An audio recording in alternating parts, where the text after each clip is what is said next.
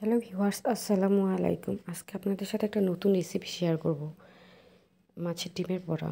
প্রথমে ডিমগুলোকে ভালোভাবে পানি দিয়ে সেদ্ধ করে নিয়েছিলাম।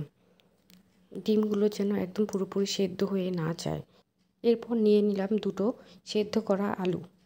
আলুগুলোকে ডিমের সাথে ভালোভাবে ম্যাশড করে নিয়েছিলাম এবং খেয়াল রাখতে হবে আলুগুলো যেন ভালোভাবে ম্যাশড হয়।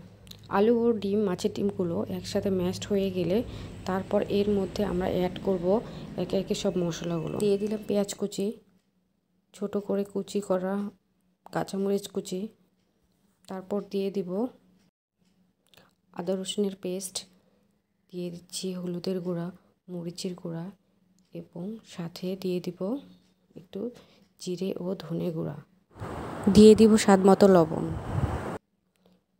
মাখার কাজটা ভালোভাবে করতে হবে যেন সব মশলা ডিম এবং আলুর সাথে ভালোভাবে মিশে যায়।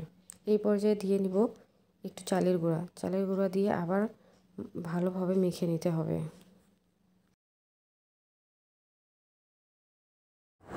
একটি কড়াইতে তেল গরম করে নিব। তেলগুলো গরম হয়ে গেলে বড়াগুলো দিয়ে দিব। এক পাশ ভাজা হয়ে গেলে তারপর আমরা উল্টে অন্য পাশটাও ভেজে নেব।